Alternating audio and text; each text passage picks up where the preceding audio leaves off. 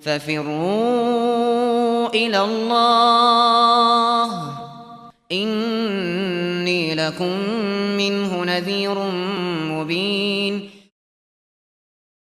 بسم الله الرحمن الرحيم. السلام عليكم ورحمة الله وبركاته.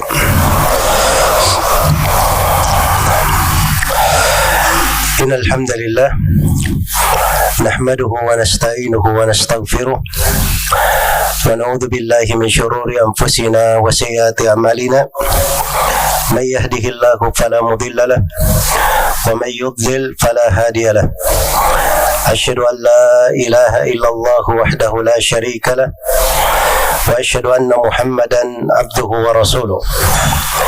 يا أيها الذين آمنوا اتقوا الله حق تقاته ولا تموتن إلا وأنتم مسلمون.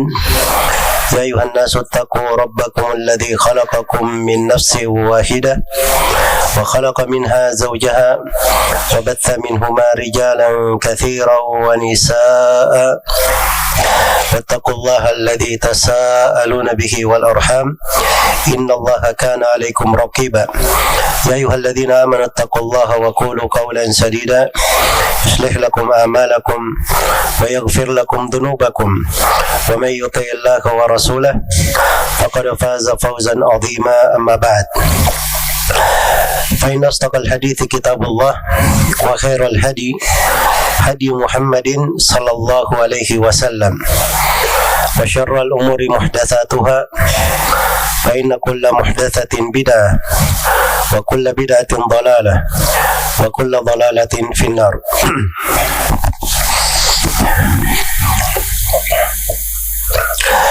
Kaum muslimin dan muslimat, alikhwa dan alakhwat, rahimani wa rahimakumullah.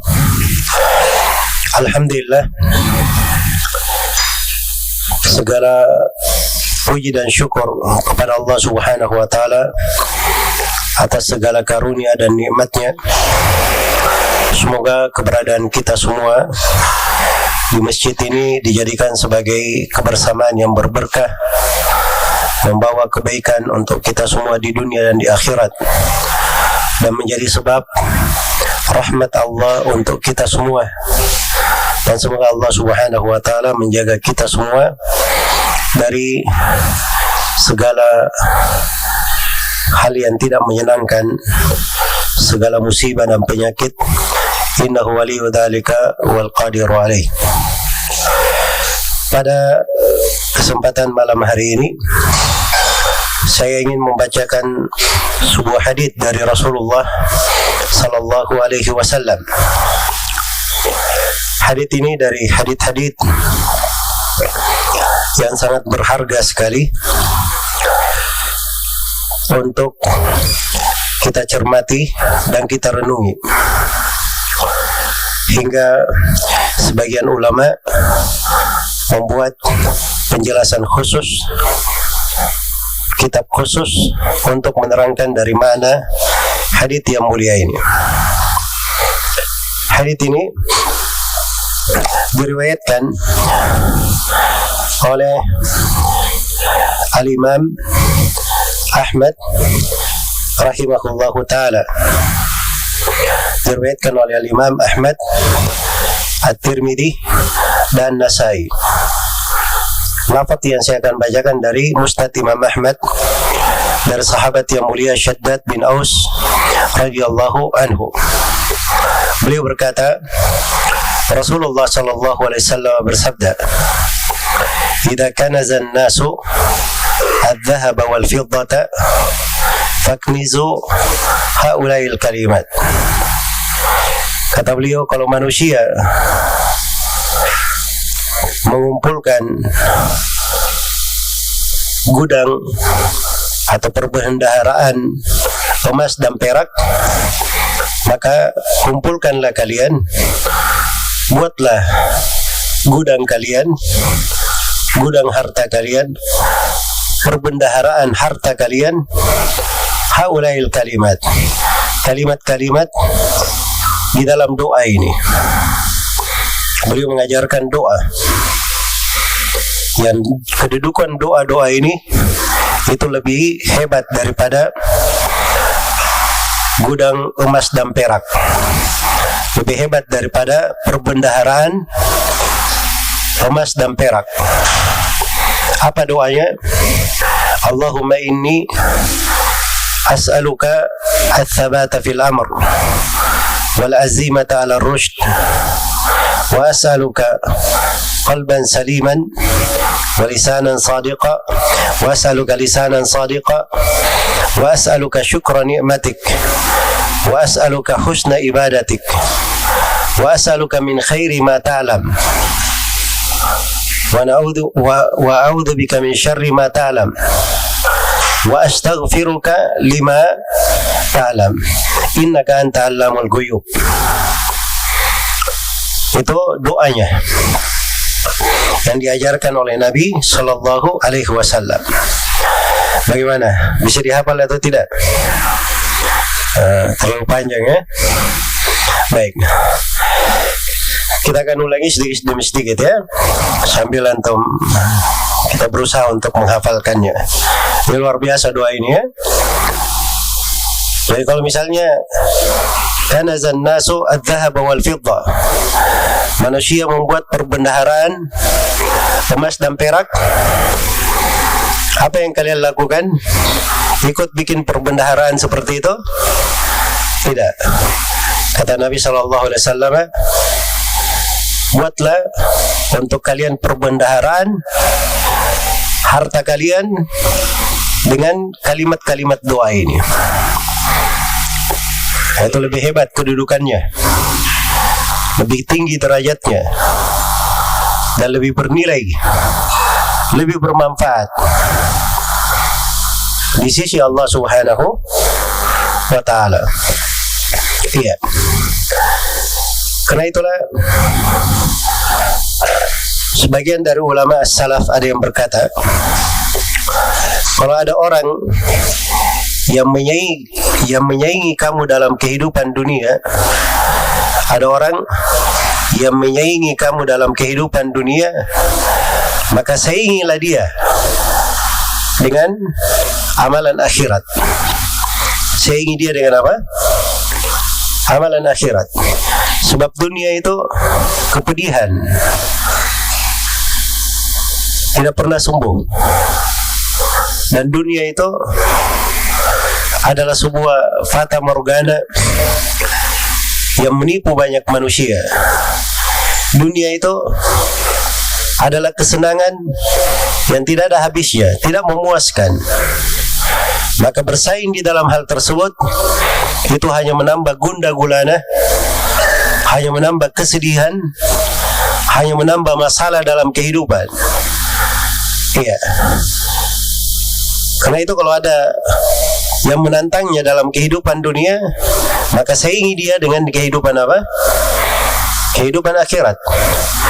Saingi dia dengan ibadah, dengan ketaatan, dengan bacaan Al-Quran, kalimat-kalimat zikir, doa-doa yang agung, seperti di dalam hadits yang mulia ini.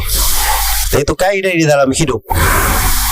Sebab seorang kalau selalu melihat pada dunia yang didapatkan oleh seseorang, terus dia ingin menyainginya di situ, nah itu belum tentu kebaikan untuk dirinya. Dunia itu Allah berikan untuk mukmin dan untuk kafir. Ada orang-orang kafir diberi dunia lebih hebat daripada orang-orang yang beriman. Sebab pemberian terhadap dunia dan harta itu bukan ciri Allah ridha kepada hamba itu. Tapi seorang mukmin kalau diberi keimanan, diberi keislaman, itulah nikmat yang sebenarnya. Itulah nikmat yang sebenarnya. Dan ini hadits memperjelas kepada kita semua kaidahnya para nabi dan para rasul. Kaidahnya para nabi dan para rasul. Kaidah kehidupan yang ada di dalam kitab-kitab suci ya Allah Subhanahu wa Ta'ala turunkan kepada para nabi dan para rasul. Apa itu? Itulah firman Allah Subhanahu wa Ta'ala, wal akhiratu khairu wa abqa. Kehidupan akhirat itu adalah lebih baik dan lebih kekal. Lebih baik dan lebih kekal. Inna hadha lafi suhufil ula suhufi Ibrahim wa Musa. Kaidah itu bahwa akhirat lebih baik dan lebih kekal itu berada di lembaran-lembaran para nabi yang terdahulu. Di suhuf terdahulu, suhufnya Nabi Ibrahim dan Nabi Musa. Mungkin Taurat, mungkin juga kitab yang lainnya.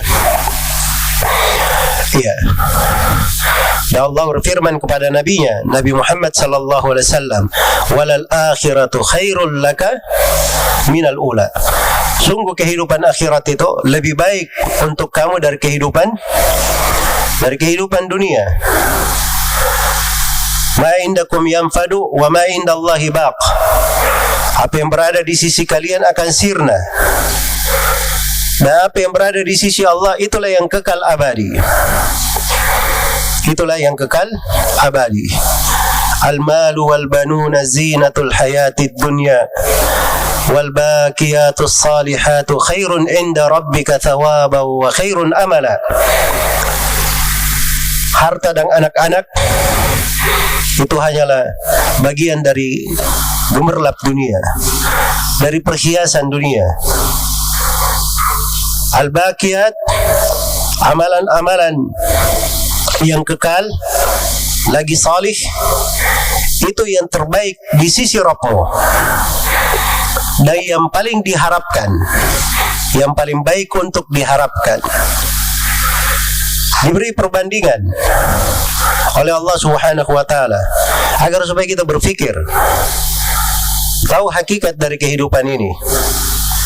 Mau hidup ini ada hal yang harusnya kita persiapkan, dan itulah harta kita yang paling berharga. Harta yang lebih berharga daripada perbendaharaan emas dan perak. Al-malu wal banuna zinatul hayatid dunya. Harta dan anak-anak perhiasan kehidupan dunia. Digambarkan begitu. Kemudian diterangkan yang kekalnya, yang tersisa, itulah al-baqiyatus salihat. Inilah yang kekal. Al-baqiyatus salihat ini ditafsirkan dengan beberapa penafsiran di kalangan para ulama salaf, ahli tafsir. Ada yang mengatakan itu solat 5 waktu. Ada yang mengatakan itu kalimat la ilaha illallah subhanallah walhamdulillah wa la ilaha illallah wallahu akbar. Dan ini syah pada sebagian hadits disebut sebagai al-baqiyatus salihat. Sampai Al-Lalakai punya satu buku tersendiri menjelaskan jalur-jalur periwayatan untuk hadits ini. Kemudian ada yang mengatakan al-baqiyatus salihat subhanallah walhamdulillah wa la ilaha illallah wallahu akbar wa la haula wa la quwata illa billah. Ada yang mengatakan al-baqiyatus salihat seluruh amalan salih. Seluruh amalan salih. Iya. Nah, ini pendapat-pendapat tidak bertentangan. Intinya bahwa yang kekal itu berupa ketaatan kepada Allah Subhanahu wa taala. Khairun inda rabbika, itu yang terbaik di sisi Rabbmu. Wa khairun amala, dan itu yang paling baik untuk diharapkan. Dunia apa yang diharapkan darinya? Seorang diantar jenazahnya ke kuburan, kata Nabi sallallahu alaihi wasallam dalam hadits Anas bin Malik riwayat Bukhari dan Muslim, yatba'ul mayyita thalathatun. Seorang jenazah diikuti ke kuburan oleh 3. Fayarji'u ithnani wa yabqa ma'ahu wahid. 2 kembali, 1 yang tetap bersamanya. Yatba'uhu ahluhu wa maluhu wa amaluhu. Dia diikuti oleh keluarganya, oleh hartanya, oleh amalannya. Fayarji'u ahluhu wa maluhu. Keluarga dan hartanya itu kembali. Wa yabqa amaluhu, dan amalannya lah yang tersisa bersama dia. Hanya itu yang kita bawa. Ketika turun ayat kepada Nabi Muhammad sallallahu alaihi wasallam, alhaakumut takatsur hatta zurtumul maqabir. Kalian telah dibuat terlena oleh bermegah-megahan sampai kalian mendatangi kuburan. Tiba-tiba sudah meninggal masuk ke kuburan. Dan dibahasakan dengan kata zurtumul maqabir, karena orang di kubur itu cuma sementara, berziarah saja. Ada lagi kehidupan setelahnya, di kehidupan akhirat. Ketika ayat ini turun, maka Nabi SAW bersabda, yaqul ibnu Adam, mali mali. Anak Adam berkata, hartaku hartaku. Wa ma lahu min malihi wa ma lahu min malika illa ma akalta فأفنيت أو لبثت فأبليت أو تصدقت فأمضيت.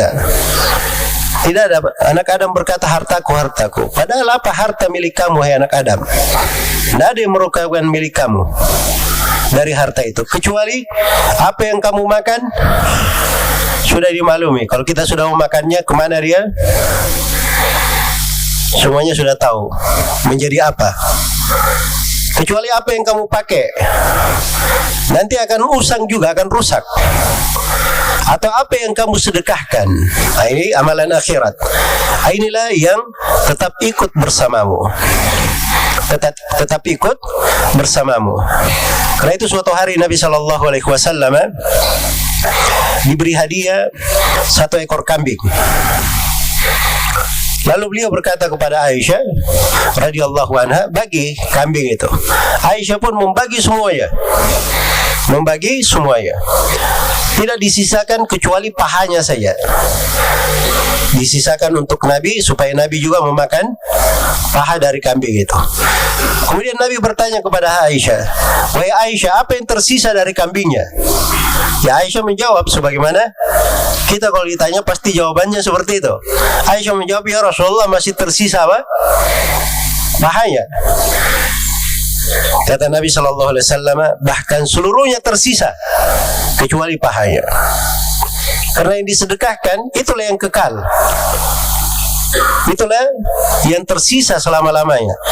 Adapun yang dimakan setelah itu apa? Setelah itu sirna, selesai. Ini mana-mana di dalam kehidupan harus kita ingat. Karena itu Nabi SAW banyak menegaskan mana-mana ini. Itu kehidupan seorang Muslim.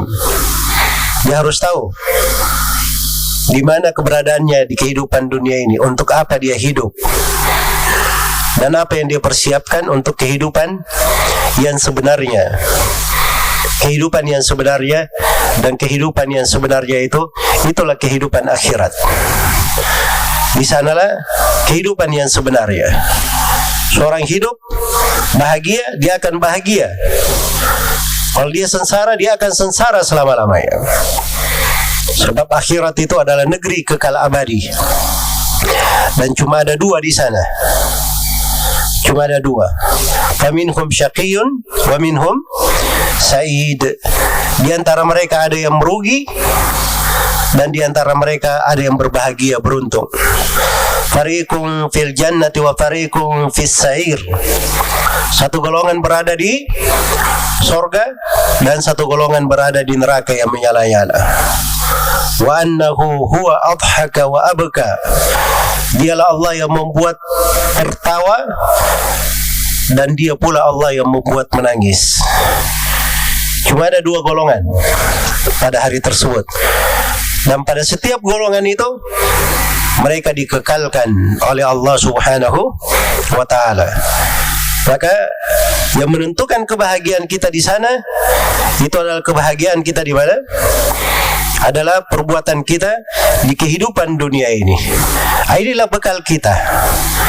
Di dunia inilah sebenarnya kita mengumpulkan perbendaharaan yang sebenarnya, untuk kita kumpulkan kemana? Ke negeri akhirat. Iya. Dan di atas mana ini juga diriwayatkan oleh Ibnu Majah dari Thauban radhiyallahu anhu, ketika turun ayat alladzina yaknizuna adh-dhahaba wal fidda wa la yunfikunaha fi sabilillah fabashshirhum bi'adzabin alim. orang-orang yang mengumpul emas dan perak, kemudian dia tidak infakkan. Nah, ini orang yang tidak menunaikan hak harta. Tidak dikeluarkan infaknya, tidak dikeluarkan zakatnya, tidak dia keluarkan apa yang wajib di dalamnya. Apalagi kalau ada kondisi tertentu yang mengharuskan dia berbagi harta dengan manusia, tidak dia keluarkan, maka dia katakan beri kabar gembira dengan siksaan yang pedih.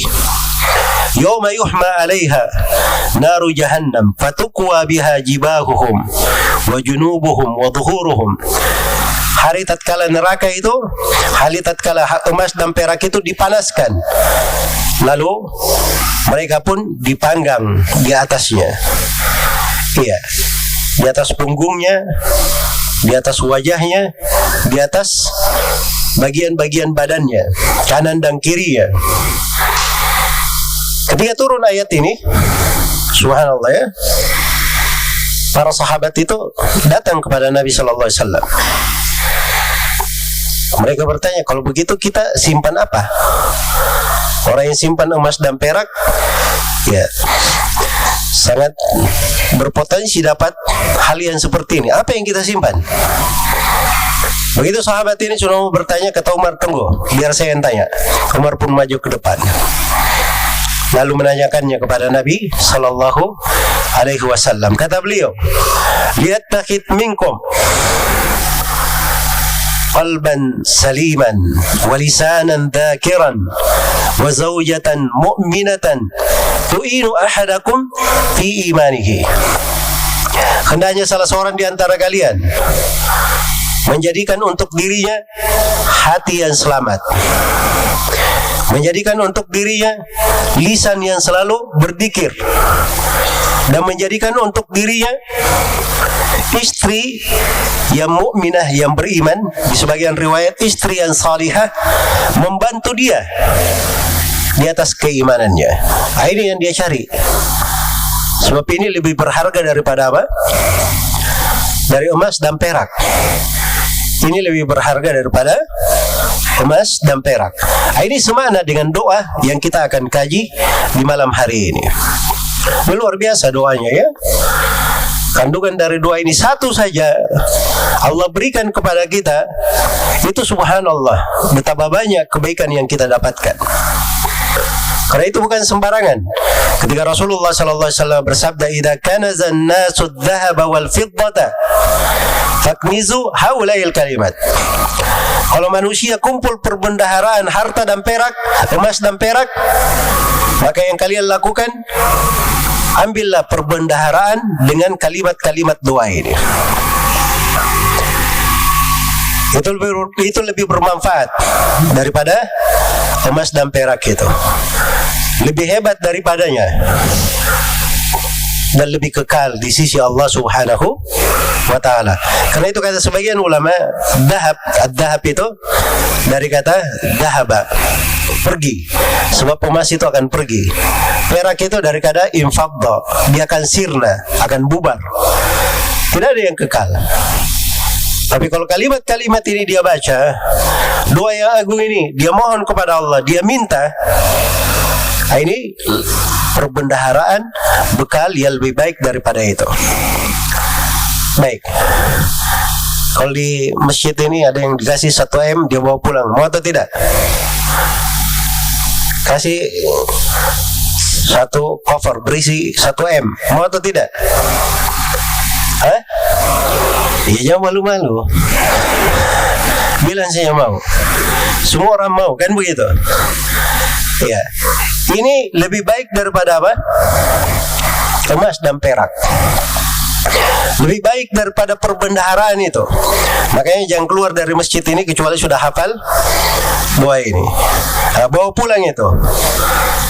Itu lebih berharga daripada 10 cover berisi 1 M. Bahkan lebih daripada itu. Jelas ya?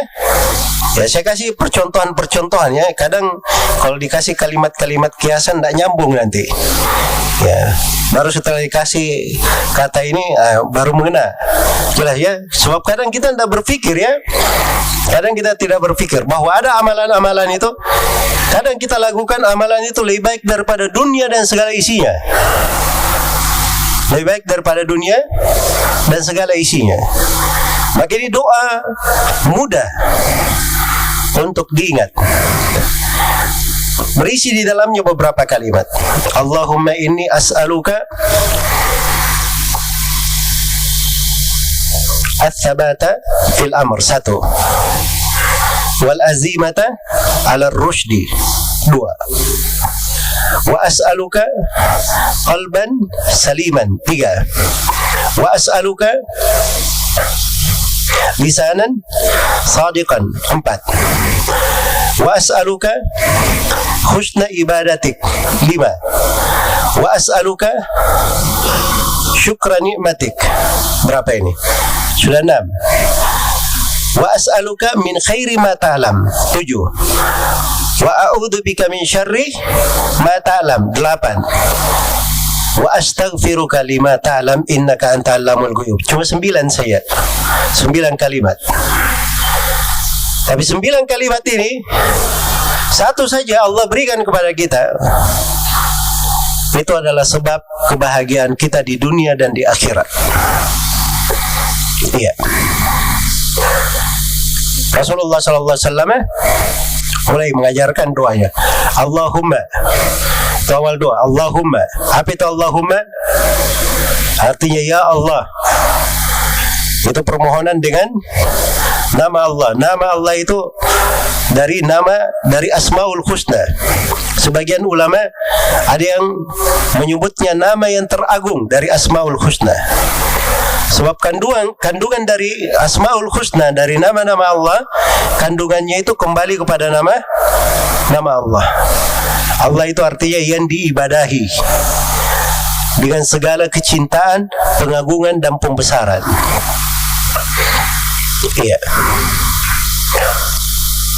Seluruh dari kandungan Asmaul Husna ada di dalamnya. Iya. Dan ciri doa yang baik, doa itu disebutkan di dalamnya dari Asmaul Husna. Itu ciri doa yang baik, doa yang dikabulkan. Makanya biasanya ada di depannya Allahumma Rabbi.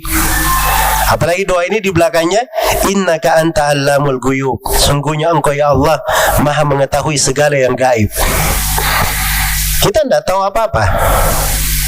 Kita tidak tahu apa kemaslahatan untuk kita, apa yang baik untuk diri kita. Kadang kita sudah bersusah payah mau cari yang baik, kita tidak ketemu. Andai kata bukan karena hidayah dari Allah, kita tidak akan ketemukan. Maka kita serahkan kita minta kepada Allah Subhanahu wa ta'ala agar kita diberi hal yang terbaik itu. Allahumma, ya Allah, inni as'aluka, ini sesungguhnya saya, as'aluka, memohon kepadamu. As'aluka datang dengan bentuk fi'il mudhari' untuk menunjukkan kesungguhan dia di dalam bermohon. Terus menerus saya memohon kepadamu ya Allah dengan segala harapan, tidak putus asa. Itu orang berdoa seperti itu. Ya. Tapi kalau dia berdoa Allahumma ngantuk, atau dia pikirannya ini tidak dikabulkan, tapi tidak apa-apa, berdoa saya. Tidak boleh seperti itu orang berdoa. Berdoa itu harus dia apa? Harus dia ada harapan, berbaik sangka kepada Allah. Sebab kalau kita berdoa itu tidak ada ruginya berdoa. Kalau kita berdoa, kadang Allah kabulkan doa kita. Kadang yang kita minta itu, nah ini tidak bagus untuk kamu, Allah ganti yang lebih baik daripada itu. Kadang doa itu disimpan untuk kita di akhirat. Disimpan untuk kita di mana? Di akhirat. Sebab ada hal-hal di dunia ini, kalau diberikan kepada kita, malah itu bisa membahayakan kita. Jelas ya? Karena itu jangan menyangka kalau kita berdoa kita tidak diberi, oh ini Allah nggak sayang kepada saya, Allah tidak kabulkan doa saya. Belum tentu. Mungkin kita itu dipilihkan untuk kita hal yang lebih baik. Mungkin apa yang kita minta itu tidak cocok kita dapatkan di dunia, Allah siapkan untuk kita di mana? Di akhirat. Ya, karena itulah juga dari rahasia penghambaan. Seorang itu kalau dia dapat nikmat, jangan selalu dia bilang, wah ini Masya Allah, ini berhasil doa saya, wah ini kebaikan saya dapatkan. Jadi kalau sesuatu itu berupa dunia, belum tentu itu dia jamin sebagai kebaikan untuk diri ya. Jelas ya? Makanya suatu hari, subhanallah ya, Abdurrahman bin Auf radhiyallahu taala anhu. Dan kita semua tahu siapa Abdurrahman bin Auf, sahabat yang mulia, salah satu dari 10 orang sahabat yang dijamin masuk surga, orang yang penuh dengan keutamaan. Ketika Umar meninggal, beliau salah satu dari 6 orang yang dipandang oleh Umar berhak menjadi khalifah. Abdurrahman bin Auf ini seorang yang Allah bukakan untuk beliau dari dunia banyak harta ya. Abdurrahman bin Auf radhiyallahu anhu, suatu hari dihidangkan makanan, beliau menangis terseduh-seduh melihatnya. Ini perhatikan pikirannya orang-orang salih. Ditanyakan kepada beliau, kenapa engkau menangis? Kata Abdurrahman bin Auf radhiyallahu anhu, saya ingat saudaraku Mus'ab bin Umair. Mus'ab bin Umair ini sebelum masuk Islam seorang yang sangat kaya raya dari keluarga besar. Tapi begitu masuk Islam diboikot oleh keluarganya. Menjadilah orang yang sangat fakir sekali. Sampai ketika beliau meninggal, kain kafan saja tidak punya. Ditutupi kakinya, terbuka kepalanya. Ditutupi kepalanya, terbuka kakinya. Akhirnya Nabi perintah supaya tutup kepalanya, kakinya ditutupi dengan jerami-jerami ketika dikuburkan. Kata Abdurrahman bin Auf, saya khawatir ini kenikmatan Allah segerakan untuk saya di dunia, saya tidak diberikan lagi di akhirat. Itu cara berpikir mereka. Ya, disebutkan oleh Ibnu Rajab rahimahullah taala dalam salah satu pembahasan beliau bahwa ada seorang guru yang salih. Dia begitu keluar dari rumahnya, iya, ingin duduk mengajar. Dia berkata, andai kata saya ini hari ini makan dari al-awal. Tahu awal? Kambing-kambing gunung itu yang lompat di pegunungan itu. Nah, itu kan bukan kambing sembarangan, gampang ditangkap. Tapi dia bilang dalam hatinya, dia tidak berucap dengan lisannya, hanya dalam hatinya saja. Ya, mudah-mudahan hari ini saya makan awal. Begitu dia duduk mengajar, tiba-tiba ada kambing gunung itu turun dari gunung, berjalan, bersimpu di depannya, menjulurkan lehernya, siap disembelih. Kalau kita pikirannya, wah ini karomah wali ini. Hah? Jelas ya? Kalau beliau, apa yang beliau lakukan? Gemetar beliaunya. Sampai murid-muridnya tadi tanya, ada apa Syekh? Wajahnya berubah menjadi pucat. Kata Syekhnya, saya tadi ketika akan keluar, saya bilang dalam hati saya mau makan kambing ini. Sekarang dia sudah ada di sini. Saya khawatir ini kebaikan Allah segerakan untuk saya di dunia, tidak diberikan lagi untukku di akhirat. Nah, itu cara berpikir mereka. Ya, cara berpikir orang-orang yang salih, orang-orang yang menata hatinya, orang-orang yang tahu perbandingan antara kehidupan dunia dan kehidupan apa? Kehidupan akhirat. Nah, itu sudut pandang di dalam kehidupan, cara berpikir seperti ini kadang perlu kita ketahui. Sebab kehidupan itu harus seimbang, harus stabil. Berlebihan pada sebagian hal itu akan mencelakakan seseorang. Iya. Maka ketika Rasulullah SAW ajarkan doa, Allahumma inni as'aluka ats-tsabata fil amr. Ya Allah, sesungguhnya saya memohon kepadamu keteguhan di atas perkara. Ini hal yang pertama yang dimohon. Sebab ini dari kunci kebaikan, as-sabat di atas perkara, keteguhan di atas ketaatan, di atas agama. Keteguhan di atas ketaatan dan di atas agama. Kita perlu keteguhan di atas ketaatan, di atas agama, supaya bisa continue di dalamnya. Kita perlu keteguhan pada akidah kita. Pada akidah kita. Kita perlu keteguhan berpijak di atas sunnah Rasulullah sallallahu alaihi wasallam, menapakinya. Kita perlu keteguhan di sakaratul maut. Karena Allah Subhanahu wa taala berfirman, "Yutsabbitullahu alladhina amanu bil qawli tsabit fil hayatid dunya wal akhirah." Allah meneguhkan orang yang beriman, ditatsbit, itu as-sabat yang diminta. Dan kita perlu keteguhan ketika di dalam kubur. Makanya Nabi sallallahu alaihi wasallam ketika mengantar seorang jenazah, selesai begitu dikubur, maka Nabi berkata kepada para sahabat yang hadir, "Is'alu li akhikum at-tathbit, fa innahu al-ana yus'al."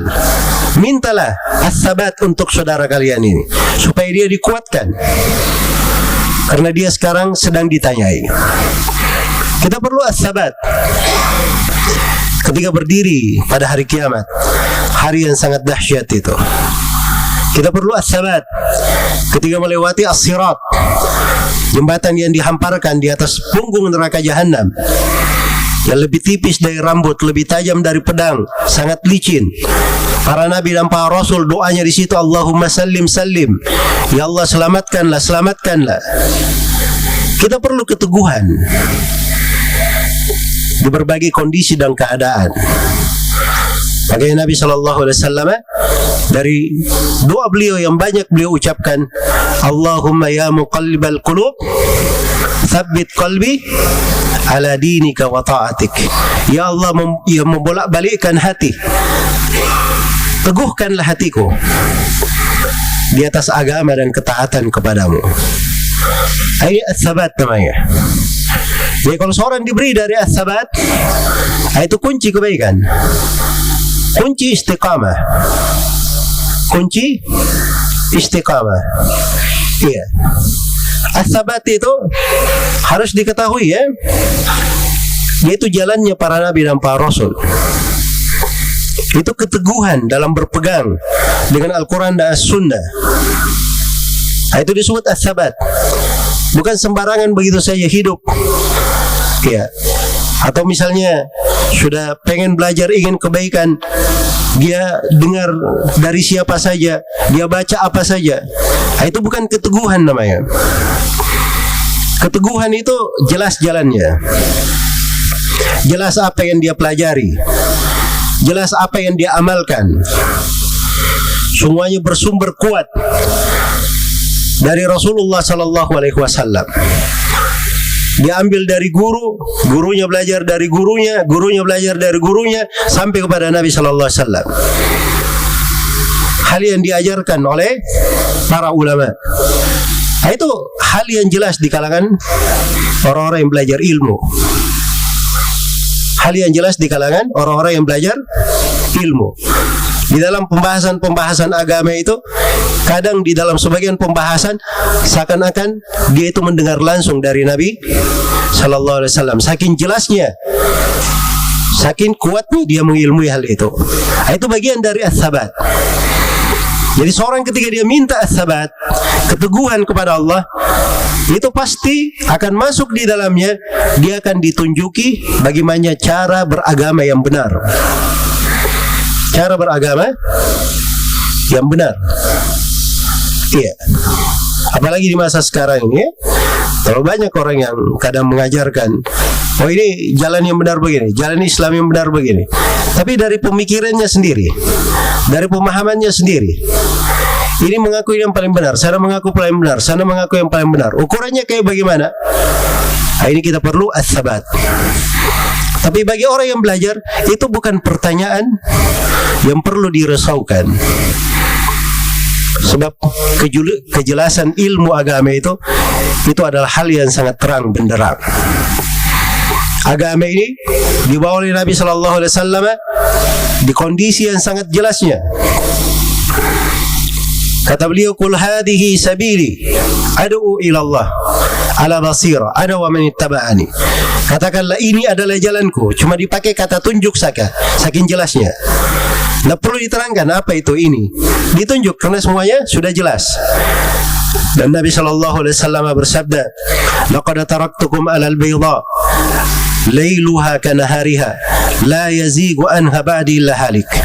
Sungguh saya telah meninggalkan kalian di atas suatu petunjuk yang sangat putih dan terang. Malamnya sama dengan siangnya. Saking terangnya agama ini. Malamnya sama dengan apa? Sama dengan siangnya. Tidak ada yang menyimpang darinya kecuali dia akan binasa. Jadi kalau ada yang bertanya, ada yang berkata, kenapa saya masih bingung? Atau kenapa saya belum bisa mendapatkan jalan yang lurus itu dengan terang? Nah, itu masalahnya. Dia perlu as-sabat dari Allah, supaya dia ditunjuki guru yang benar, membimbingnya kepada jalan yang lurus. Dia ditunjuki cara belajar yang benar, cara belajar yang benar. Karena itu para sahabat Nabi Sallallahu Alaihi Wasallam itu ketika mereka masuk Islam, dari keteguhan mereka di atas Islam, mereka semua belajar dari Nabi Sallallahu Alaihi Wasallam, mengambil ilmu dari Rasulullah Sallallahu Alaihi Wasallam. Jelas ya? Tidak ada ceritanya itu Abu Bakar radhiyallahu taala anhu cuma gulung-gulung imamah saja tiba-tiba jadi hebat begitu. Ya. Ini semuanya orang belajar dari Nabi. Abu Bakar itu adalah di antara sahabat Rasulullah yang paling berilmu. Yang paling berilmu dan paling dalam ilmunya radhiyallahu taala anhu. Ya, dan itu ada di sirahnya, ada di kisah kehidupannya, dan itulah keberadaan para sahabat Rasulullah Sallallahu Alaihi Wasallam. Jadi kalau seorang banyak memohon kepada Allah as-sabat, minta keteguhan, maka Allah beri kepada dia taufik untuk belajar benar. Dia juga jalannya itu kelihatan dalam hidupnya. Nah, ini senangnya belajar, senangnya menuntut ilmu. Iya. Dia kalau minta sabat, begitu dengarkan ilmu, dapat guru itu bagus, langsung diarahkan kepada orang yang bagus. Jelas ya? Dan itu dari rahmat Allah untuk seorang hamba. Maka diminta kepada Allah Subhanahu wa taala as-sabat. Itu penting sekali. Apalagi di kondisi banyaknya fitnah-fitnah, banyaknya hal-hal yang melalaikan, banyaknya hal-hal yang memalingkan dari kebaikan. Nah, itu kita perlu mohon as-sabat. Maka ini doa ini luar biasa. Harusnya selalu kita memanjatkannya, memohonnya kepada Allah Subhanahu wa taala. Ini yang pertama. Allahumma inni as'aluka ats-tsabata fil amr. Ya Allah, sesungguhnya saya memohon kepadamu keteguhan pada perkara. Yang kedua, wal azimata 'ala rusydi. Dan saya mohon kepadamu azimah, di atas petunjuk. Apa itu azimah? Azimah itu al-azm, semangat yang paling kuatnya. Semangat yang paling apa? Paling kuatnya. Itu azimah namanya. Azimah itu, itulah sifatnya ulul azmi. Kenapa disebut ulul azmi? 5 nabi ulul azmi. Siapa ulul azmi? Masih tahu ulul azmi? Hah? Ulul azmi siapa? Nabi Nuh, Nabi Ibrahim, Nabi Musa, Nabi Isa, terus Nabi kita Nabi Muhammad Sallallahu Alaihi Wasallam. Kenapa dibilang ulul azmi? Sebab orang mereka ini di dalam azm yang paling tinggi derajatnya. Di dalam azm, kekuatan, kehendak dan keinginan. Jelas ya? Karena itu kata para ulama, azm itu terbagi 2. Ada azm kepada petunjuk, kepada jalan. Ini sekarang ada orang dia belum tahu. Ada namanya pintu menuntut ilmu. Ya, dia dulunya tidak kenal belajar, menuntut ilmu agama. Dia nggak kenal. baru dia kenal jalan ini. Ini baru punya azm pertama menuju ke jalan. Begitu dia masuk menuntut ilmu, dia berlanjut di dalamnya, semakin giat belajar, itu namanya azm yang kedua. Azm di atas apa? Di atas jalan, untuk bersambung di atas jalan. Ini para nabi ini paling sempurnanya di situ. Kita ini banyak ilmu kita. Ya, siapa yang tidak tahu di sini keutamaan sholat malam? Tapi kenapa tidak sholat malam? Mana azmnya?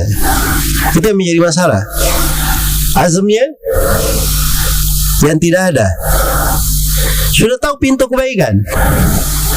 Iya, sudah tahu pintu kebaikan, tapi kita tidak datangi. Santai-santai.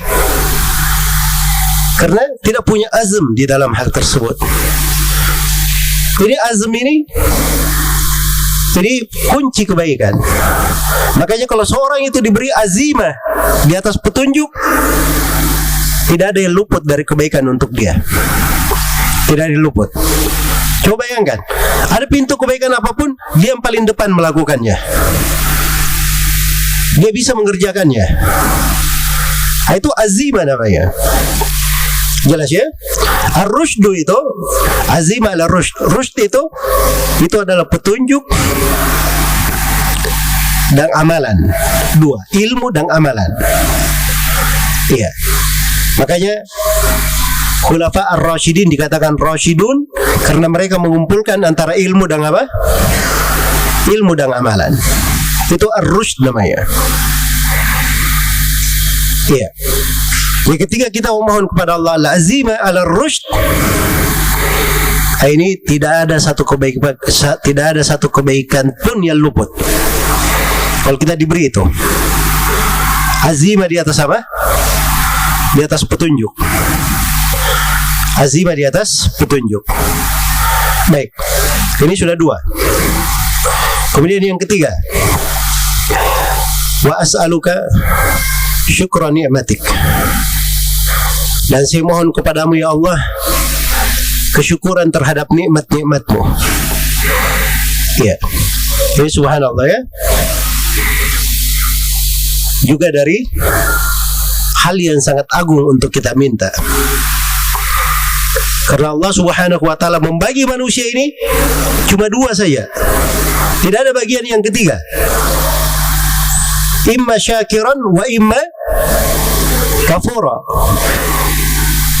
Manusia ketika diciptakan cuma ada dua. Apakah dia bersyukur atau dia kafir? Kafir terhadap nikmat. Cuma ada dua, bersyukur atau kufur terhadap apa? Nikmat. Tidak ada golongan ketiga, dibilang setengah-setengah. Tidak ada. Kalau tidak bersyukur berarti kufur terhadap apa? Nikmat. Makanya kita wajib memohon supaya kita digolongkan kepada apa? Orang yang mensyukuri nikmat Allah. Orang yang mensyukuri nikmat Allah subhanahu wa ta'ala. Iya. Nabi kita Nabi Muhammad sallallahu alaihi wasallam, di atas derajat beliau yang sangat tinggi, sudah diampuni dosa-dosanya yang telah lalu dan yang akan datang. Dilihat oleh Aisyah salat malam, hatta tatawarrama qadama, sampai kedua kakinya itu pecah-pecah. Kata Aisyah, ya Rasulullah, untuk apa ini? Bukankah telah diampuni untukmu apa yang telah lalu dan apa yang akan datang dari dosamu? Apa jawab Nabi kita Nabi Muhammad sallallahu alaihi wasallam? Afala akunu abadan syakura? Tidakkah saya pantas menjadi hamba yang banyak bersyukur? Perhatikan dari kesyukuran ini membawa beliau kepada berbagai jenjang yang tinggi. Nabi Daud alaihi salam dan keluarganya itu diberi pemberian luar biasa. Dari kekayaan, kerajaan, harta. Ya, apa yang Allah perintah kepadanya? I'malu ala Daud syukra. Wahai keluarga Daud, buatlah kesyukuran. Diperintah untuk melakukan hal-hal yang merupakan kesyukurannya kepada Allah subhanahu wa ta'ala. Iya. Dan syukur itu dengan tiga hal. Dengan lisan, dengan hati, dan dengan anggota tubuh. kesyukuran. Karena itu kata para ulama, syukur itu pokoknya ada 3 rukun. Pokoknya ada berapa? 3 rukun. Rukun yang pertama, dia akui bahwa nikmat itu semuanya datangnya dari Allah. Ini selalu kita pikirkan ya. Kadang kita ini melampaui batas. Iya, ada yang bicara ilmu ini, wah saya memang wajar, saya banyak ilmu, saya banyak belajar, saya sudah pergi ke sana sini. Ini syaitan masuk kepada hamba dari arah itu. Nah, itu bukan kesyukuran. Kesyukuran itu dia berkata alhamdulillah, ini nikmat dan karunia Allah berikan, semata hanya pemberian dari Allah subhanahu wa ta'ala. Itu kesyukuran. Dia harus akui di dalam dirinya bahwa segala nikmat datangnya dari Allah subhanahu wa ta'ala. Sebagaimana firman Allah, wa ma bikum min ni'matin fa min Allah. Nikmat apapun yang ada pada kalian, nikmat itu semuanya datangnya dari Allah. Kemudian yang kedua, dari pokok kesyukuran dan rukunnya, seorang hendaknya banyak berucap dengan lisannya, memuji Allah subhanahu wa ta'ala dengan lisannya. Itu rukun syukur. Kalau ada hal, maka dia katakan alhamdulillah. Dia katakan ini semata karunia dari Allah. Kita dapat hujan karena keutamaan dari Allah subhanahu wa ta'ala. Saya dapat begini karena keutamaan dari Allah. Kita makan, kita bilang alhamdulillah, itu kesyukuran. Kita minum, kita bilang alhamdulillah, itu kesyukuran. Banyak diucapkan dengan lisan. Kemudian yang ketiga, dari pokok dan rukun syukur itu, seorang hamba menggunakan nikmat-nikmat Allah yang Allah berikan kepadanya pada hal yang dicintai dan diridhai oleh Allah subhanahu wa ta'ala. Dan ini yang paling mendalamnya dari kesyukuran. Apapun nikmat yang Allah berikan kepada kita, nikmat badan ini, nikmat indera yang sehat, tubuh yang sehat, nikmat kesehatan, nikmat waktu luang, nikmat kesempatan, nikmat harta, nikmat istri, nikmat anak, nikmat rumah tinggal, nikmat kawan-kawan. Itu nikmat-nikmat semuanya. Maka hendaknya kita gunakan seluruh hal tersebut dalam hal yang dicintai dan diridhai oleh Allah. Luaskan syukur itu. Karena itu kita perlu mohon kepada Allah supaya kita itu dijadikan orang yang bisa mensyukuri nikmat-nikmatnya. Kalau tidak, kita bahaya. Terlalu banyak nikmat Allah yang Allah berikan kepada kita. Kadang kita tidak menyadarinya. Kadang kita tidak mau tahu itu nikmat Allah. Dan menjadi masalah, kadang kita tahu itu nikmat Allah, tapi sering kita lupa untuk apa? Bersyukur terhadap nikmat itu. Padahal kalau anugerah ini diberikan kepada kita, kita pandai mensyukuri nikmat, maka Allah berfirman, la in syakartum la azidannakum. Andai kata kalian syukur, sungguh aku akan menambah nikmatku. Ma yaf'alullahu bi'adabikum in syakartum wa amantum. Allah tidak akan menyiksa kalian sepanjang kalian bersyukur dan beriman. Ya, mungkin banyak hal yang menimpa kita dari kejelekan. Di antara sebabnya kita ini kurang pandai bersyukur. Kurang pandai bersyukur. Makanya kesyukuran terhadap nikmat ini besar sekali maknanya. Ini yang ketiga. Wa as'aluka syukra ni'matik. Ya Allah, saya mohon kepadamu kesyukuran terhadap nikmat-nikmatmu. Kemudian yang keempat, wa as'aluka husna ibadatik. Ya Allah, saya memohon kepadamu keindahan ibadah, kesempurnaan ibadah kepadamu. Iya. Sebab seorang hamba itu, kapan dia ibadahnya sempurna, maka itu sumber kebaikannya. Dilipat gandakan pahalanya. Jenjangnya ditinggikan oleh Allah Subhanahu wa taala. Makanya di sejumlah hadis di Bukhari dan Muslim diterangkan, idza aslama al-abdu wa hasuna islamuhu, apabila seorang hamba itu masuk Islam dan bagus Islamnya, perhatikan, bagus keislamannya, bukan masuk Islam saja begitu, tapi bagus di dalam keislaman, ada kadar tambahannya, dia mempercantik dari keislamannya. Kalau dia beramal salih, langsung dilipat gandakan pahalanya 10 kali menjadi 700 kali lipat. Ini karena keindahan Islamnya. Karena keindahan Islamnya. Sebagaimana kalau dia ingin mencapai jenjang yang paling tinggi, itu dasarnya dari keindahan ibadah. Itu namanya derajat ihsan. Ketika Nabi SAW ditanya tentang ihsan, kata beliau, anta'budallaha ka'annaka tarah, fa illam takun tarahu fa innahu yaraka. Ihsan itu adalah engkau beribadah kepada Allah seakan-akan engkau melihatnya. Kalau kamu tidak mampu seakan-akan melihatnya, ketahuilah bahwa Allah melihatmu. Jadi ketinggian ibadah ihsan itu 2 jenjang. Jenjang yang pertama, dia beribadah seakan-akan dia melihat Allah. Bukan melihat benaran ya. Kalau melihat benaran itu cerita orang-orang yang tidak waras. Ya. Yang dikatakan oleh Imam Syafi'i, siapa yang belajar ilmu tasawuf di waktu pagi, dia akan menjadi zindik di waktu sore. Nah, kayak begitu nanti cara berpikirnya. Jelas ya? Mungkin dia lihat ayam kampung di mana, dia bilang itu saya melihat Allah. Tapi seorang yang beriman itu bahasanya Nabi ya, anta'budallah, engkau beribadah kepada Allah seakan-akan engkau melihatnya, seakan-akan. Kenapa bentuknya seakan-akan? Dia tidak bisa melihat benaran, tapi seakan-akan melihat bisa. Nah, itulah kekuatan ibadah namanya. Ketinggian Islam, jenjang yang tinggi karena kuatnya ilmunya, dahsyatnya mahabbahnya kepada Allah, besarnya rasa takutnya kepada Allah, rasa harapannya. Dia tekuni jenjang-jenjang penghambaan. Dia kenal pintu-pintu yang menyambungnya kepada Allah. Dia bisa seperti itu. Bisa seperti itu. Itu jenjang yang paling tinggi. Kalau tidak bisa sampai seperti itu, ada jenjang di bawahnya. Fa'ilam takun tarahu fa'innahu yaraka. Kalau kamu tidak bisa seakan-akan melihatnya, ketahuilah bahwa Allah melihat kamu. Ketahui bahwa Allah melihat kamu. Kamu merasa diawasi, tahu bahwa Allah melihatmu. Nah, ini kalau seorang sampai ke jenjang ini, itu jenjang yang paling tingginya. Nah, itu husnul ibadah namanya.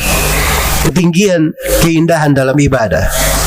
Nah, ini mengajarkan kepada kita semua satu faedah penting dalam hidup ya. Seorang itu jangan merasa cukup dengan suatu ibadah yang sudah dia tekuni sekarang ini. Dia harusnya ingin lebih baik dan lebih baik lagi.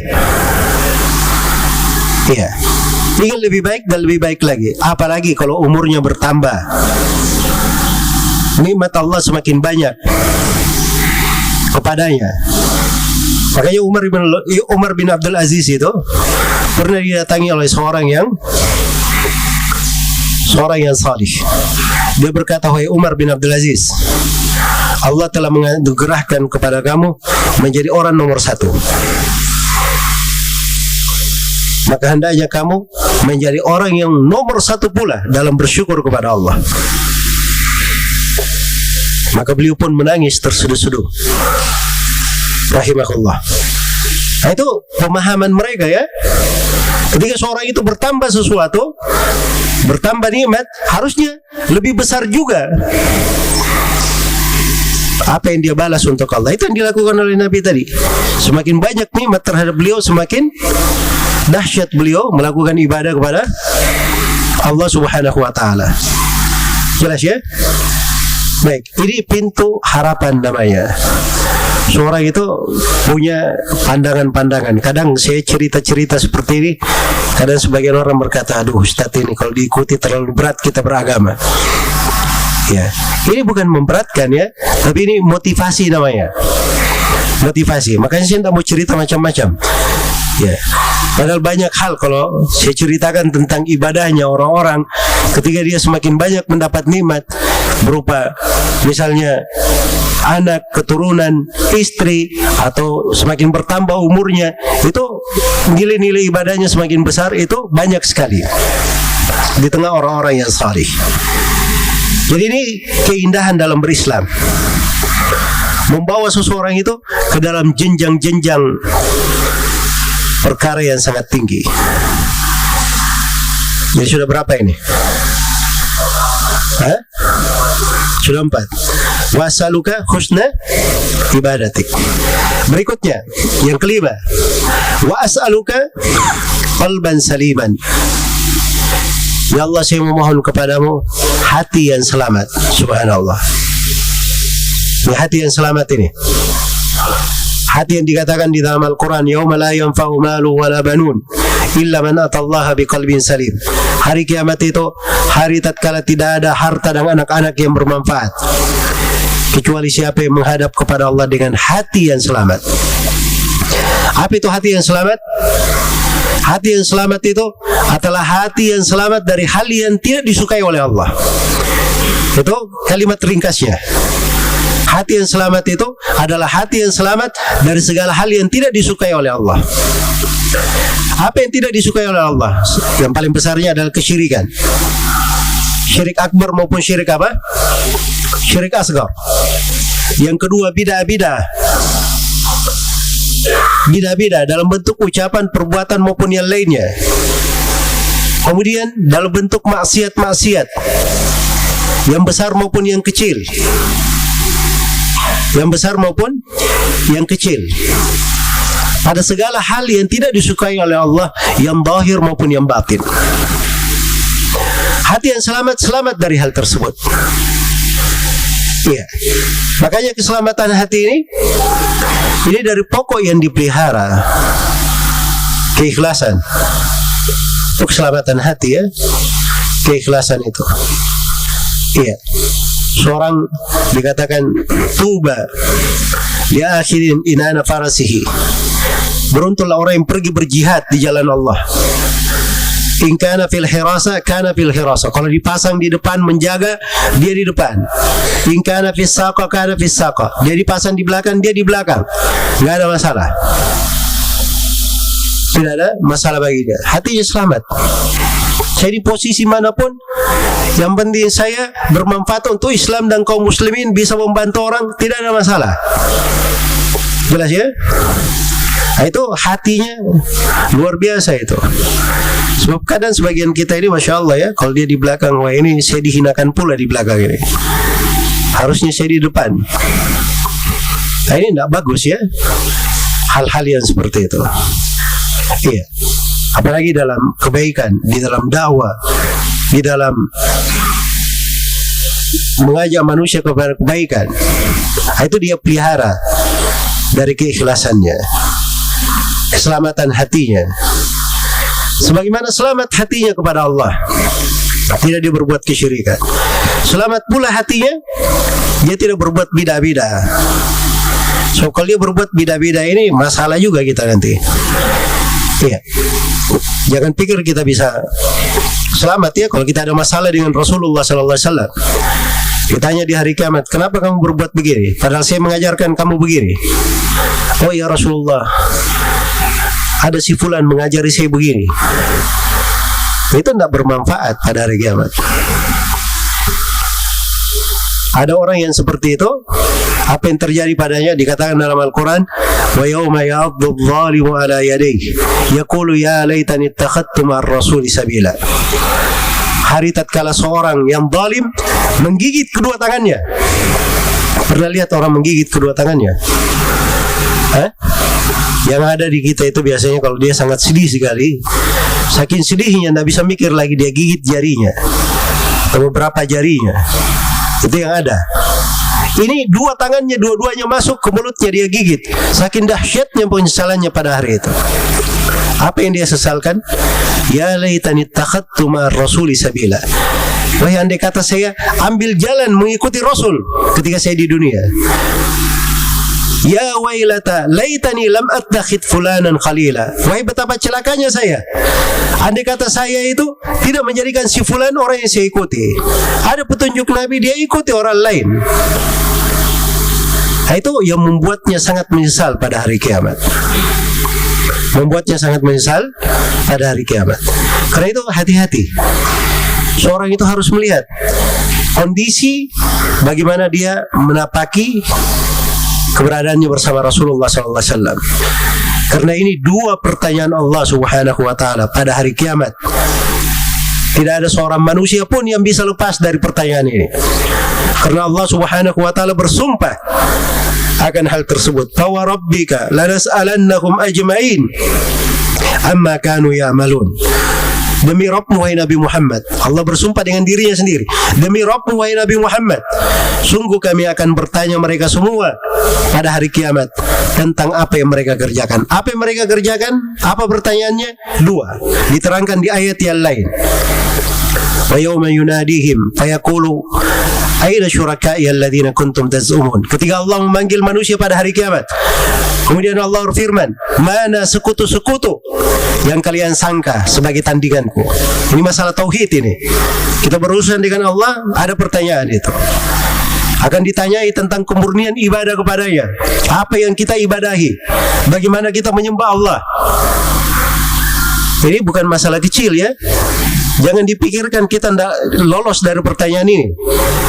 Untuk masalah inilah diutus para nabi dan para rasul. Untuk masalah ini diturunkan kitab-kitab. Masa tidak ada pertanyaan, tidak ada pertanggungjawaban? Itu tidak masuk akal. Ini hal yang paling besar dipertanyakan. Karena itu tentang akidah dan keyakinan itu masalah lebih jelas dari masalah sholat, masalah zakat, masalah puasa, dan masalah-masalah ibadah yang lainnya. Harusnya kita itu bisa mempelajarinya dengan baik dan benar. Kalau kita kabur di kehidupan dunia, itu berarti kita yang masalah. Berarti belajarnya apa? Kurang bagus. Berarti belajarnya kurang bagus. Baik. Dan keselamatan hati itu diantara bentuknya seperti yang dikatakan oleh Nabi Sallallahu Alaihi Wasallam. Diriwayatkan oleh Ibnu Majah dari Abdullah bin Amr bin As, Rasulullah Sallallahu Alaihi Wasallam ditanya, Ayyun nasi afdal? Siapa manusia yang paling afdal? Kata Nabi Sallallahu Alaihi Wasallam, kullu makhmumil qalbi sudukul lisani. Setiap orang yang makhmum hatinya, jujur lisannya. Kata para sahabat, ya Rasulullah, sadukul lisan na'rifuhu. Orang yang jujur lisannya kami sudah kenal. Apa itu makhmum hatinya? Makhmumul qalb. Kata beliau, at-taqiyun naqi la ithma fihi wala bagya wala gilla wala hasad. Kata beliau, seorang yang bertakwa dan bersih, tidak ada dosa padanya, tidak ada kesewenang-wenangan melampaui batas, tidak ada gil, dengki dan penyakit, dan tidak ada pula hasad. Tidak ada pula hasad. Ini kita pelihara itu untuk keselamatan hati. Jelas ya? Dan untuk keselamatan hati ini, Rasulullah SAW memberikan jalan terangnya di dalam kehidupan bermasyarakat dan bernegara.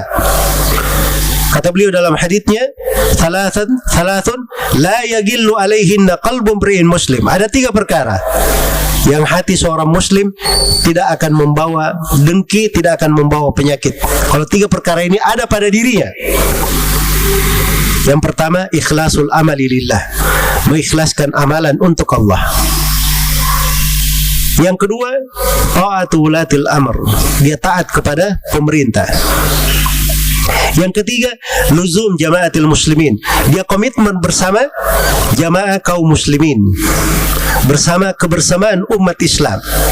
Itu orang yang selamat hatinya.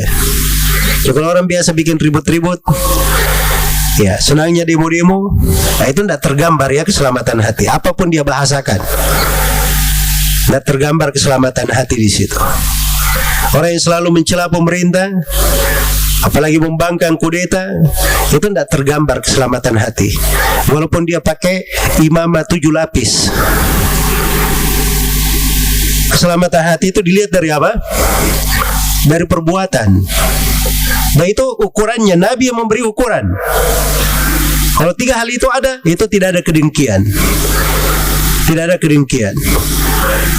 Dan dari ciri keselamatan hati, dia itu selamat juga lisannya dan tangannya dari mengganggu manusia. Karena itu Rasulullah SAW bersabda, wa inni la arju an alqallaha wa la yutalibuni ahadun minkum bimadlamatin fi damin aw malin. Kata beliau, ini hadits Anas bin Malik ya, riwayat Imam Ahmad, Abu Daud, At-Tirmidzi dan Ibnu Majah. Kata beliau, dan saya berharap menghadap kepada Allah, berjumpa dengan Allah dalam keadaan tidak ada seorang pun di antara kalian yang menuntut saya terhadap sebuah kezaliman, tidak pada darah, tidak pula pada harta. Dan mutawatir dari Nabi sallallahu alaihi wasallam, beliau bersabda, al-muslimu man salimal muslimuna min lisanihi wa yadihi. Seorang muslim itu adalah siapa yang kaum muslimin selamat dari gangguan lisan dan tangannya. Itu bentuk-bentuk keselamatan. Banyak sekali, coba kita lihat ya. Ini semua amalan-amalan kita sanggup melakukannya. Kita jamin diri kita sudah memilikinya. Tidak ada yang bisa menjamin diri yang memilikinya. Tapi kita berharap bisa memilikinya kalau kita selalu memohon kepada Allah. Makanya doanya apa? Wa as'aluka qalban salima. Ya Allah, saya memohon kepadamu hati yang selamat. Berikutnya yang keenam, wa as'aluka lisanan sadiqa. Dan saya memohon kepadamu ya Allah, lisan yang jujur. Lisan yang jujur. As-sidq, kejujuran, jujur dalam berucap, lurus di dalam berkata. Lurus di dalam berkata. Ini kejujuran ini pokok yang membawa ke surga. Karena itu di dalam hadits Abdullah bin Mas'ud riwayat Bukhari dan Muslim, Rasulullah sallallahu alaihi wasallam bersabda, "Alaikum bis-sidq.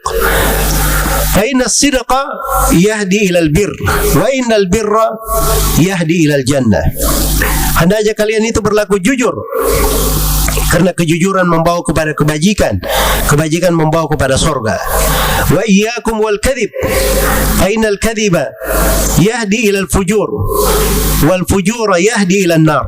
Dan hati-hati kalian dari dusta, karena dusta itu membawa kepada kefajiran, dan kefajiran itu akan membawa kepada neraka. Dan ciri orang yang lurus, lisannya jujur, dia mengajarkan ilmu di tengah manusia. Dia berucap lurus kepada manusia hal yang bermanfaat.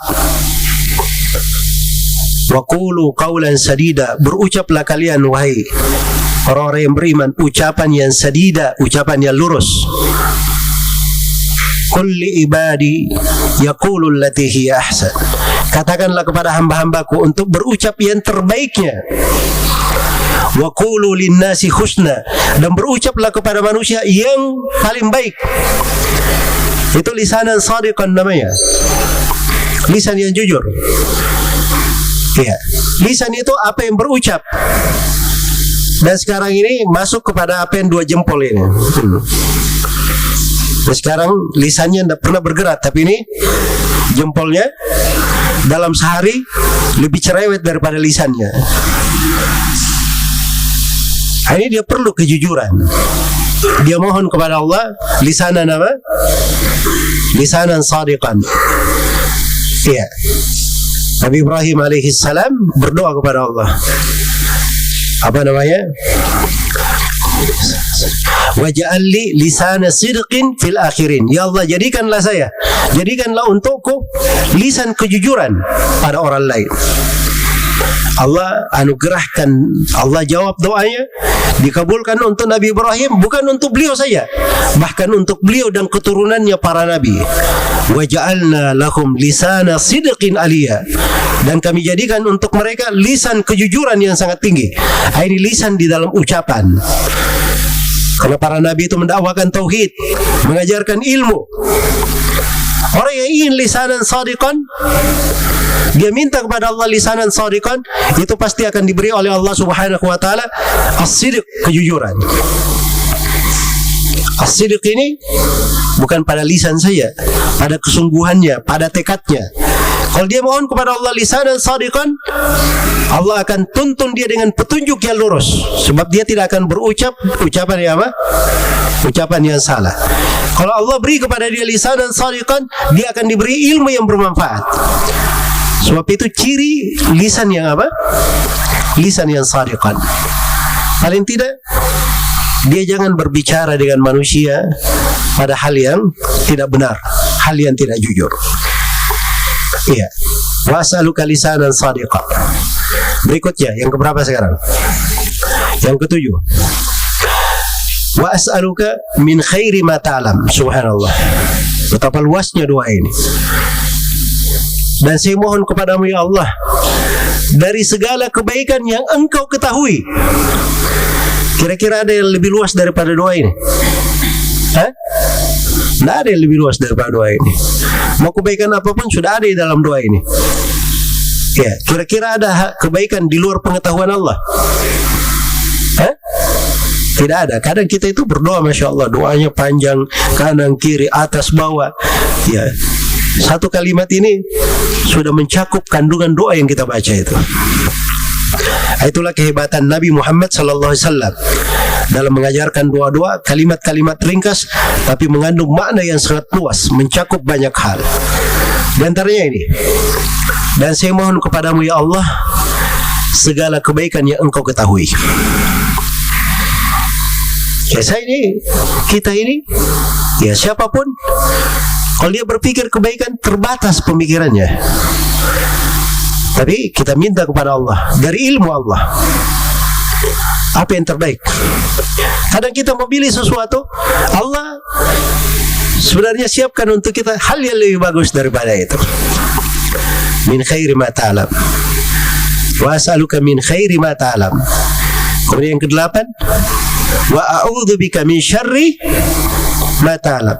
Dan saya berlindung kepadamu ya Allah dari segala kejelekan yang engkau ketahui. Ya. Mari kita mohon ya Allah hindarkan saya dari corona. Ya Allah hindarkan saya dari sengatan kalajengking. Ya Allah hindarkan dari saya musibah anak saya menjadi durhaka. Ya Allah hindarkan dari saya harta saya menjadi harta yang membawa bencana untuk saya. Ya Allah hindarkan dari saya begini dan begini. Kita baca doa ini saja sudah apa mencakup semua itu tadi. Saya berlindung kepadamu ya Allah dari segala kejelekan yang engkau ketahui. Jelas ya? Ini luar biasa dari kandungan doa ini. Kita memohon kepada Allah. Kemudian yang terakhir, yang ke-10, yang ke-9, wa astaghfiruka lima ta'lam. Dan saya mohon ampun kepadamu ya Allah dari apa yang kau telah ketahui. Kalau kita sebut dosa-dosa kita ini, subhanallah ya, banyak sekali dosa kita. Banyak sekali dosa kita. Iya. Terkait dengan banyak hal, dengan hati kita, dengan lisan kita, dengan tubuh kita. Tubuh kita ini banyak sekali, tangannya, kakinya, matanya, telinganya. Kadang kedip-kedip matanya saya sudah apa? Sudah berdosa. Isyarat-isyaratnya saya bisa berdosa. Kalau kita hitung dosa-dosa kita banyak sekali dari dosa itu. Dan kadang ada dosa-dosa yang terkait dengan hati. Ini yang paling berbahaya. Terkait dengan hati, dia cuma duduk saja di rumahnya, dosanya itu mungkin sudah antara langit dan bumi. Cuma duduk saja di rumahnya. Iya. Pikirannya, oh ini sebentar lagi, ini kambing hitamnya, ini pemerintah ini gara-gara ya. Ini di rumahnya, wah ini gara-gara si fulan ini. Wah ini kalau kayak gini hancur negara ini 5 tahun mendatang. Itu berburuk sangka namanya. Kayak saya dia Tuhan di situ yang menentukan kehancuran negara. Jelas ya, dulu di rumahnya saya sudah banyak apa? Sudah banyak dosanya. Ini tidak berucap ini, cuma di hatinya doang. Anda kenal doang di sini ya. Cuma hatinya saya. Ya. Cuma hatinya saja yang berucap seperti itu apa? Dosanya luar biasa, subhanallah. Karena itu kita itu mohon kepada Allah segala hal. Iya. Kalau kita mohon ampun kepada Allah dari dosa-dosa kita, kita tidak bisa menghitungnya. Ada mungkin yang kita tidak sadari. Iya. Ada yang kita tidak sadari. Karena itu diantara doa Nabi Sallallahu Alaihi Wasallam, ya. Wa na'udzubika an nusyrika bika wa nahnu na'lam. Wa na'udzubika mimma la na'lam. Dan kami berlindung kepadamu dari kesyirikan. Kami berbuat kesyirikan dan kami mengetahuinya. Dan kami berlindung kepadamu dari kesyirikan yang kami tidak tahu bahwa itu perbuatan kesyirikan. Ada kadang pada kadar ini ya, dosa besar seperti ini ya, jangan ada yang menjamin oh saya ini insya Allah aman dari kesyirikan. Siapa yang bisa menjamin? Nabi Ibrahim saja takutkan atas dirinya, Nabi Muhammad khawatir riya terhadap para sahabatnya, terus kita mau aman-aman begitu? Ya. Jadi kita bermohon kepada Allah, mohon ampun dari segala dosa kita yang Engkau ya Allah telah mengetahuinya. Ini namanya taubatan nasuha, taubat yang sebenar-benar apa? Sungguh-sungguh taubat. Ini taubatan nasuha ini saja jenjang ibadah tinggi sekali ya. Ya ayyuhalladzina amanu tubu ilallahi taubatan nasuha. Wahai orang-orang yang beriman, bertobatlah kalian kepada Allah dengan taubat, dengan seikhlas-ikhlas taubat itu, semurni-murni taubat. Iya, sebaik-baik taubat. Ini disebut dengan taubat an-nasuha. Kemudian ditutup, innaka anta allamul ghuyub. Sungguhnya Engkau ya Allah yang maha mengetahui segala yang gaib. Kita tidak tahu apa-apa yang baik untuk kita, yang buruk untuk kita. Dosa-dosa kita, kadang kita berdosa kita tidak menyadari, tapi Dialah Allah yang maha mengetahui segala sesuatu. Baik, ini kalimat-kalimat ringkas dari doa yang agung ini. Semoga bermanfaat untuk semuanya. Allahumma inni as'aluka tsabata fil amr wal azimata 'ala rusydi wa as'aluka syukra ni'matik wa as'aluka husna ibadatik wa as'aluka qalban salima wa as'aluka lisanan sadiqa wa as'aluka min khairi ma ta'lam wa a'udzu bika min syarri ma ta'lam wa astaghfiruka lima ta'lam innaka anta allamul ghuyub. Ya. Dan di majelis seperti ini kalau ada pertanyaan, angkat saya tangannya, jawab saya. Itu nggak ada masalah. Jangan bilang oh nanti saya ria ini dilihat orang. Nah, itu tidak benar ya. Ya justru di kondisi yang seperti ini, Nabi SAW pernah datang ke masjid. Dia bawa satu orang. Orangnya sudah datang ke rumahnya, minta bantuan kepada Nabi. Kata Nabi, saya tidak punya apa-apa, tidak ada suatu apapun di tanganku sekarang, tapi ikutlah bersama saya ke masjid. Dibawa oleh orang ini ke masjid oleh Nabi SAW. Lalu Nabi berkata kepadanya, kepada para sahabat, man yatasaddaq li hada, siapa yang bersedekah untuk orang ini? Diam semuanya sahabat. Tapi tidak lama setelah itu ada satu orang berdiri. Dia maju ke depan, dia kasih sedekah untuk orang itu. Dia pergi. Setelah itu diikuti oleh yang lainnya. Rupanya yang lainnya ini malu-malu dari tadi. Akhirnya pada bersedekah untuk orang ini. Kemudian Nabi SAW bersabda, man sanna fil islami sunnatan hasana falahu ajruha wa ajru man amila biha wa la yanqusu min ujurihim syai'. Barang siapa memberi contoh yang baik dalam Islam, dia beri contoh baik ini tadi. Sedekah itu bukan hal yang baru ya, tapi dia hidupkan sunnah ini, dia beri contoh yang baik, maka dia dapat pahalanya, pahala orang yang mengerjakannya tanpa mengurangi pahala mereka sama sekali. Kita ini di masa ilmu itu kadang subhanallah ya, orang kalau menemukan ilmu dia bersyukur sekali. Allah beri hidayah, dia ketemu belajar ilmu.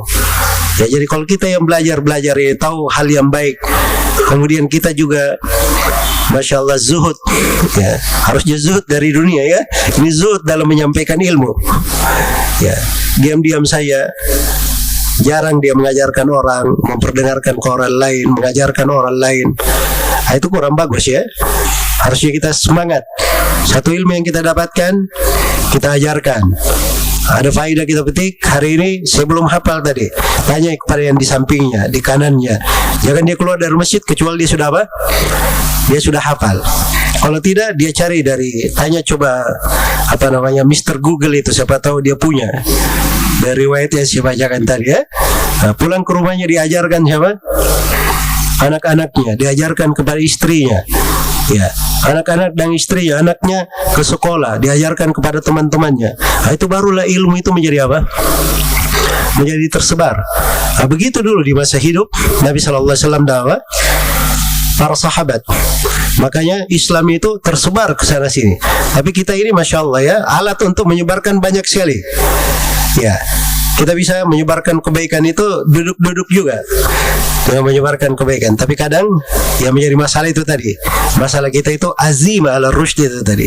Itulah selalu kita mohon ya, semoga Allah Subhanahu wa taala memberikan kebaikan untuk kita semua dan selalu membukakan untuk kita pintu-pintu hidayah, menaungi kita semua dengan rahmat dan kebaikan, dan semoga Allah Subhanahu wa taala menghindarkan kita semua dari segala kejelekan, dari segala musibah, dari segala wabah dan penyakit. Dan semoga Allah Subhanahu wa taala memberikan ampunan untuk kita semua, keluarga-keluarga kita yang telah mendahului kita dan saudara-saudara kita yang mendahului kita dengan keislaman, yang meninggal di atas tauhid dan bersyahadat Muhammad Rasulullah. Semoga Allah mengumpulkan kita semua di surga Allah Subhanahu wa taala kelak di kemudian hari. Innahu waliyyu dzalika wal qadiru alaih, wallahu taala alam. Dan saya berterima kasih kepada teman-teman yang menjadi sebab terselenggaranya acara ini. Subhanakallahumma wa bihamdik, asyhadu an la ilaha illa anta, astaghfiruka wa atubu ilaik. Walhamdulillahi rabbil alamin. Wassalamualaikum warahmatullahi wabarakatuh.